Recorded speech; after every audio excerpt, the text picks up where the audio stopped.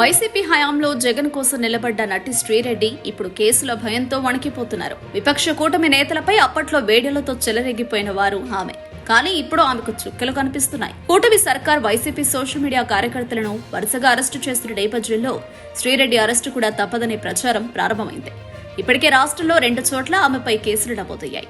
ఆమె కోసం పోలీస్ బలగాలు గాలిస్తున్నాయని ప్రచారం నేపథ్యంలో శ్రీరెడ్డి స్పందించారు. వైసీపీ అధినేత జగన్ తో పాటు మంత్రి నారా లోకేష్ కు ప్రత్యేకంగా 2 లేఖలు రాశారు.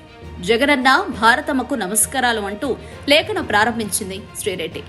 ఈ జన్మకు మీ ఇద్దరిని టీవీలో కాకుండా నిజంగా చూసే అదృష్టం లేదనుకుంటా అని తెలిపింది. ఓ ఫోటో కూడా తీసుకునే అదృష్టం కోల్పోయానని బాధపడింది. తన పేరుతో వైసీపీకి చెడ్డ పేరు తెచ్చానని, తాను చేసిన పనికి గత కొద్ది రోజులుగా సోషల్ మీడియాలో ఎంతో మంది దుమ్మెత్తిపోయడం తనను మానసికంగా కుంగదీస్తుందంది. పార్టీని ప్రత్యర్థుల మాటల దాడి నుంచి కాపాడడానికి అనుకుంటూ ఎక్కువ డ్యామేజ్ చేశారని చెప్పుకొచ్చారు. గతంలో శ్రీరెడ్డి సాక్షి మీడియాలో పనిచేసేవారు. సాక్షి ఛానల్లో పనిచేసిన విషయాన్ని తాజాగా లేఖలో ప్రస్తావించింది శ్రీరెడ్డి. అప్పటి నుంచి తనకు నీ మీద గౌరవ మర్యాదలు ఏర్పడ్డాయని జగన్ ఉద్దేశించి అన్నారు.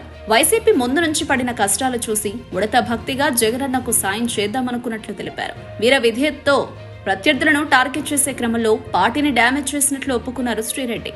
తాను చేసిన ప్రతి పని వల్ల మీరు ఎంత బాధపడ్డారో తెలుసు అని, తన పాపం మీకు అంటుకోవద్దని చెప్పుకొచ్చారు. కాబట్టి పార్టీకి కార్యకర్తలకు దూరంగా ఉండాలనుకుంటున్నట్లు తెలిపారు. తన వల్ల పార్టీకి చెడ్డ పేరు రావడం ఇష్టం లేదని క్షమించాలని కోరారు.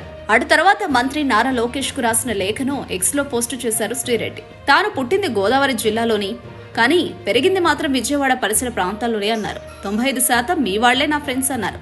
తన తల్లిదండ్రులు కూడా అక్కడే ఉంటారని, అమరావతికి రాజధాని రావడం వల్ల వాళ్ల సొంత ఇల్లు రేట్లు పెరిగాయని, అందుకే వారంతా మీకు ఓటు వేశారని గుర్తు చేశారు.